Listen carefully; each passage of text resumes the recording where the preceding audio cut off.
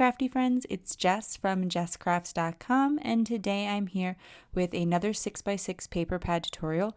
This one features a collection from Recollections, which is a Michaels brand, and so as far as I know, Michaels is available in the US and Canada, and I don't think you can purchase it online. I realize that's somewhat limiting, but I also know there's plenty of people who don't purchase online, and so when I share those paper pads, it's kind of limiting, so I just like to mix it up. I also am going to try to feature a variety of Christmas paper pads so that you find one that works for you. And I have done Christmas paper pads in the past. I've done some from Hobby Lobby, from Doodlebug, and so I'll leave you some links to that as well. For today's cards, I'm going to be adding some cardstock in, and then I will add one stamp, but for the most part, I'm trying to keep it super simple. And that's because I know at Christmas time, some people who don't craft as much or have as many crafting items still like to make homemade Christmas cards. Therefore, it might be nice if they could find a video that shows them like, here's, just a few products that you could purchase, and I wouldn't say you'd use them all up. I will use up the entire paper pad, but there would probably be leftover cards. There's definitely be leftover cardstock if you got the big packs. But I just wanted to share something that would appeal to a really wide range of people, because I realize during Christmas crafting, the kind of people who are crafting, it expands. And I want to encourage anyone to think that they could go to Michael's, grab some cardstock, grab a paper pad, some tape, and just go for it, or some glue. And so anyway, I decided to cut apart the tags and use them on cards because they had some great Christmas sentiments. And there was another sheet in the paper pad that also had sentiments. They're 3x3, so there's 4 sentiments on the paper, and you just cut them apart and you can use those. There isn't a ton of paper in this paper pad, especially once you take these cut aparts, and there's 2 of each sheet. So once you cut all of these different sentiments off, and you cut all of the other ones, the 3x3 ones, there's not much left. So I'm only going to be making 24 cards today, but I'm going to use everything. These are both packs of paper from Michaels. This is a red variety pack. I'm going with 110 pound, and it has 100 sheets in it. If you didn't want something, if you didn't want as many sheets, or these are really thick, which I personally really like. But for layers, you don't really need really thick cardstock, so you could definitely get a smaller pack or just buy a handful of sheets if you don't want to have a bunch of leftovers. So I picked a red paper, and I got a couple sheets of it, and then I picked black. I know black doesn't necessarily seem like a Christmas color, but this particular paper pad has a lot of black in it, and I actually like that. I think it really adds some definition to the edges in terms of really grounding the papers. So, again, maybe not for everyone. There were a couple of different paper pads available at Michael's. This is just the one that spoke to me. And so I always just like to pick up the one that I think I'll just click with, because I know that it'll be easier for me to make a bunch of cards. So what I do is, after I've matted all of those 3x3s, which I know are going to be really substantial on a card, and so I'm not going to have to add much to the card, I went in and I tried to find some papers that I thought went really well with those large sentiments. I really appreciated that Michaels, or whoever designed this, it's a Michaels brand as far as I know, but I really appreciate that the designer of this paper pad considered so many sentiments for the tags and these cut aparts. A lot of times there are more scrapbooky type sayings, which I totally get. But I think for a Christmas collection, a lot of people are going to be making cards with their holiday papers or different holiday collections. And so I thought that was smart.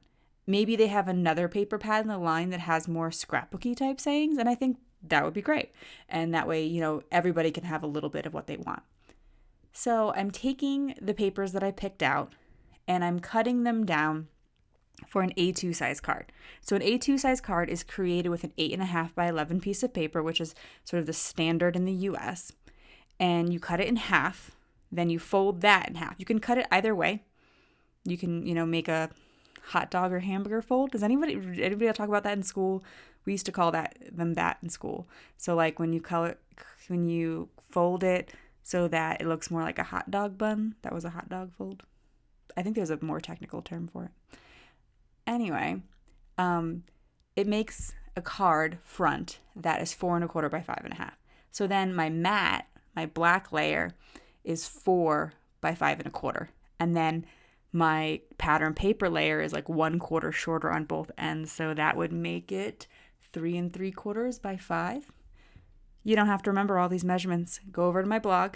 There's a still picture of each card, and it says exactly what size each piece of paper is. So if you personally would prefer to just copy the cards that I made, go for it. I don't have any problem with that. I totally understand at Christmas time, sometimes you just want to get it done. And so if that's helpful to you, the measurements will be over there, or you can just use those measurements and mix up a different paper pad the way you like it. So with each of these, once I had cut that paper down, it left these long strips. So I chose the plaid for the truck, but for a different one, I chose this snowflake paper. And so I'm taking this scrap from a different card, from a different design, and I'm adding it to this other one. And that's just going to help me to use up the scrap so I'm not leaving a bunch of extra stuff and give a little extra design element. Now, I did a lot of matting on this, and that's, when I say matting, I mean like putting that piece of cardstock behind, like leaving that little border. I'm sure most of you know what that means, but again, I want to just make sure I'm trying to be clear. I didn't do it with these strips of paper that I was putting behind, and I kind of regret that. I really wish I had put a mat behind all of those strips as well. I think it would have made everything look more complete. I think it looks totally fine. I don't think they look, the cards look bad or anything. So the reason I was putting all of those elements in a bag is because once I designed the card and I cut all the pieces, it's going to take some time to glue things, and I might want to add some dimension. You can use foam tape, or you can do what I do, and that's take 2 pieces of my scrap thick cardstock and I tape them together, and then I tape it on the back of an element, and that just adds a little bit of dimension, just pops it up off the background a little bit. And so all that assembly, I want to save that for a different time. Therefore, I'm just going to put all the pieces into a bag, and that way I can assemble the cards at some other time. Like, when I'm hanging out with the family, watching TV, etc. Next up, I'm going through the same process. So you saw when I first started designing cards, I took those 3x3 squares and I placed them on different pattern papers till I found one that I just thought looked good. And I'm going to do the same thing. These are the tags, but I cut the top off the tags so they didn't look like tags. Honestly, I find tags kind of tricky to work with because I always want to punch a hole in the top and add ribbon and all that, but I don't actually like that look. It just feels like what you're supposed to do to a tag. So I just cut off the top instead, and it doesn't even look weird. It doesn't look like it was supposed to be a tag. Sometimes that happens, and it will actually occur in some of the cards because there's a few where the way that it's printed, it looks like it's supposed to be a tag, but most of them don't, especially the ones with the sentiments. Therefore, I was quite happy with that versatility. Now, of course, if you didn't want to use them, you could just use them as tags and put them on your gifts and do some other sentiments instead. But I just thought it really made the card making easy to mat these and make them sort of the focal point of the card. And it allowed me to be able to make a lot of what I considered really nice Christmas cards, simple but nice, without having to have a bunch of supplies. I picked out the main paper that I would use for each of the tags. So I knew that this warmest wishes for Christmas was going to go with that greenery background. But I didn't only want to just put the tag on the middle of the background. And I didn't want to do stripes every time either, like I did stripes on the first couple of cards. So instead, I cut all of the background pieces that I had picked out, and that left a bunch of strips because basically I have a 6x6 piece of paper. I'm cutting a big chunk for one background at approximately 4 inches, and it's leaving me approximately a 2-inch strip. Again, all measurements will be on my blog. You don't have to pay attention to that part right now. And that's a lot of what I'm doing right here is I'm just kind of like measuring out mats and backgrounds and stuff. So by considering how to use those scraps right away, I am going to be able to design the cards in a way that doesn't leave a bunch of stuff at the end. I don't know what your experience with paper pads are, but like if I only just make one card out of a paper pad, I like chop up 3 pieces of paper and leave all kinds of random sizes left over that I don't really know what to do with in the future. And that's fine. I have plenty of paper pads like that, and I use them for one-off cards, and eventually the scraps get used or they don't. And then, when I get really, really low, I donate it or recycle it and move on. But when I'm trying to really get bang for my buck, I think it's really helpful to think about those scraps right away. So I took the leftover strips and I cut them and mat them. And once they were cut and matted, I could just play around with them. I could, I had that greenery there matted up. And then I went back and looked at one of my other ones and I was like, okay, well, this one I put it off to the side. Maybe the next one I will center it. So for Warmest Wishes, I put it off a little bit to the right. I kind of let it hang off that background element. And then for another one, I just put it in the center. Here, this is a slightly smaller piece that I have because I used a slightly larger piece for one of the other cards you just saw. And that means a different placement might work. So here I'm going to let the top piece hang off over the top.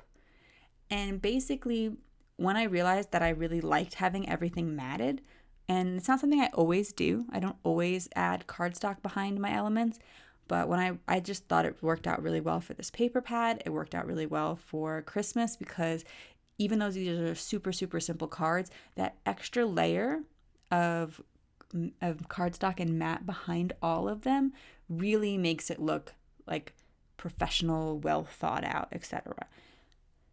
So I just kind of cut them to sizes that I think would work. I put mats on them and everything's rectangles. Like you don't need dies or anything special. And once I had them all, I just kind of kept arranging things. So I would just mat a bunch of stuff. I would just put black cardstock behind a bunch of things, and then I would just play with them and see how I think it worked. I will say what was really nice about this paper pad is a lot of the papers were like could be either direction. So those stripes, the plaids, it could face either way. I will say what can be challenging is this paper pad, and as far as I remember, all Michael's paper pads are single-sided, which means that if you don't like the pattern that's on one of the sides, that's all you've got. So you could either not use it if you really don't like it, or you have to, kind of get creative and figure out a way to make it work for you. Here, I picked this large paper, this paper with a very large design. It has these branches and berries in the background, and this paper pad has a lot of sparkle. As many of you know who've watched my 6x6 paper pad tutorials, I do donate a lot of my cards. If that's something that you're interested in, if you plan to donate cards, do consider that sometimes organizations ask for no glitter, and you'll want to make sure you're not using a paper pad like this for them, but there's plenty that are also totally fine with it. Anyway, I did that one because it was such a large design. I didn't want to add a bunch more elements to it. I just wanted to keep it really simple, so a very small stripe across the bottom worked. This paper pad, at the top, when you pull it out of the paper pad, there's a perforated edge that leaves like kind of little fuzzies behind, which I'm not a huge fan of. And then it gives you like a strip of colored paper, solid colored paper with a hole in it. And again, that perforated little fuzzy edge. In the past, when I first started crafting, I used like every little tiny piece of anything. I don't know if you remember back in the day with scrapbook papers, and it's probably still true, but like the there's a strip along the bottom that says like the company name, the collection name, and a lot of times there'd be some pattern on it, or they would put little cute sayings down there. And the idea was that like then you didn't have to throw it away because you could use that cute saying or that little bit of pattern. I would use those. Like, and I know people who basically felt like you couldn't throw them away because they were so cute. So anyway, the tops, they're solid like that. In the past, I would have like stamped a sentiment on that and incorporated it somehow and felt like I really needed to keep it. And I didn't. I just let them go. At the end, you could totally tape them to the inside, and I'll talk about that towards the end. But I said to myself, you don't need to use every single tiny scrap. You can occasionally recycle some of the bits, especially because my paper trimmer could hardly even cut that. Anyway, this is something I like to do a lot if you've seen my paper pad tutorials. When you cut the 6x6 paper pad, 6x6 papers to that 4-ish mark, you're left with that 2-inch strip. And I've talked about that a few times. I've designed with it, throughout the video. But if you have 2 of them, you can take another piece of paper and cover the seam, and it looks like you again now have another large background. So I try not to do this. I mean, I basically do it in every 6x6 paper pad tutorial, but I try to come up with other ways of using those strips too, just so that you can see that that's not the only thing to do. But if you take those 2 strips that were left over, and this works particularly good if you have a pattern paper pad that has 2 of each, because you'll have 2 scraps that look the same. So now I can take this scrap, or these 2 scraps, and I can take another scrap, which is this red candy cane stripe type paper, and I put it on a black mat, and I'm going to push those 2 papers up against each other and cover the seam. And now it looks like I have another big piece of paper, even though I don't have any more big pieces of paper. I've used them all, and all I have left are scraps. So then I'll trim this down to the right size and put it on a mat. And there's little slivers of paper that will then get wasted, essentially. Like, I am recycling or throwing out those little strips of paper. If I have more substantial scraps, I do use them on the inside of cards, and I will use some. But like, if it's like 1/8 of an inch wide or 1/4 of an inch wide, a lot of times I do just let those go. So most of the cards that I made today, I guess all the cards I made today, I made 2 of. And I would consider this making 2 of. Like, this is the same design. But technically, the background papers are different because they're made with 2 different scraps. But the tags are the same. The little rectangle that I'm going to use is the same. So, technically different, but I'm going to call it 2 of the same card. And I did try to pick a rectangle that went well with both of them. So I wasn't sure if I was going to use these tags. I wasn't sure if I would still have paper left by the time I got to these tags. I thought maybe I would just glue them to the inside of the card, but I did. So I picked out 1 sentiment from my vast collection of stamps. If you're not a card maker, if you don't make cards very often, just take a black pen and write a sentiment in. Or there's plenty of stamp sets at Michael's. Grab some black ink and a rubber stamp that already has the back, or, a block, etc. But I just used the same sentiment on all. I guess there's 6 of these. There's 3 different designs, but 6 tags of sorts. And the ones that do look like tags, I kept them that way because if you notice, there's like there's the plaid background, but they're around it. Well, the plaid is around a sort of more solid-y area, or it's really kind of transparent because you can see the plaid through it. It's really hard to pick up on camera. But if I were to cut off the top, it would look a little awkward because everything has a plaid border, but if I cut off the top, it wouldn't. So that's why I kept it looking like a tag. This is what I was talking about earlier, when I take 2 pieces of scrap cardstock and I glue them together, and then I tape them or glue them to the back of an element to make it popped up. So by just adding a bunch of layers of cardstock behind there, it will just give a little bit of dimension to that tag. It won't be laying flat against all the other layers of paper and cardstock. And I think if you are making really simple cards, things like that, like just adding a little bit of dimension, really adds a lot of interest. Also, getting quality paper. And while some people might not think Michael's is top of the line paper, the fact that it has some interesting details, like it has the glitter, make it feel a little fancier, a little more special. So getting paper that has just a little bit of specialness to it, and then doing little things like putting the black mats behind everything, popping things up, and basically those two things, add something to it. There's other little things you could do. You could add your own extra glitter. You could, also using really high quality card bases. So if you don't normally craft, you don't have a card stock that you like to make your cards with, you can purchase pre-made cards at a lot of craft stores, and I'm sure Michael's has it. I haven't shopped for those in a while, but you could buy some. If you were trying to work with this paper pad, I recommend A2 for a 6x6 paper pad. Or Michael's sells white cardstock that's 110 pounds. I personally get mine off of Amazon, but yeah, anyway, my point is getting a really thick, high quality cardstock will also elevate your cards. If you give them a little thin, flimsy card with all this design, it's just not gonna hold up as well, I guess is what I'm trying to say. It's not gonna feel as professional. That's what I'm trying to get at. Okay, so with this card, that house, little cabin background, I wasn't sure how I was gonna make it work because I felt like I could only put like a little tiny element. Like I didn't want to cover that house. So adding that teeny tiny tag actually worked out, and I was quite happy to figure out how to use every single paper because there was a few that intimidated me at the beginning.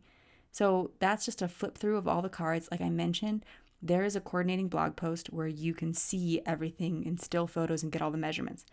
All of that paper is leftover. It's scrap, but I'm not going to get rid of it. This is another little thing that will just add a little pizzazz to your cards. And it's taking these pieces of scraps and adding it to the inside of the cards. I like to add it as just a strip along the bottom, especially if the scraps are about that size. But you can also add, like here, that's a longer card, so maybe one of the longer strips of pattern paper would be better. Also, you can layer them up, which I'm about to do. So I'm going to take another little scrap and layer it so it extends across the paper. And I don't know, I personally think that actually adds to the card. It makes it, because it surprises you. That's not something you're going to see inside of a store-bought card, especially those like ones that you buy in large packs at Christmas time. One other thing I wanted to share, if you are a card maker and you like to make a lot of Christmas cards, I really would recommend this set from Sunny Studio. It has it has sentiments that are meant for the inside of cards. So rather than having to write out all your sentiments, because when you buy a pack of Christmas cards, one of the easy things is that it's already done for you, right? Like they already put the sentiment inside. And now you have to think of what you're going to write in all these cards. Well, that Sunny Studio set has a bunch of great Christmas messages. So I'm going to link it in case you're interested and you want something to kind of save you all the time of what to put inside of a homemade Christmas card. Okay, so that is it for my card making video today. I hope that you got some inspiration from this and you enjoyed watching. Please leave me a comment with what your favorite one of these cards were. I will leave you links as much as I can to the products that I used in the video description below, or leave you at least the name so you could try to source it at a store. So thank you so much for watching. Please give this video a thumbs up if you liked it. Subscribe to my channel for more card making tutorials, and I'll leave you links at the end to some, I think they're like little videos you can click on of other card making tutorials so you can get a bit more inspiration for 6x6 pads if that's what you're interested in. Have an awesome day.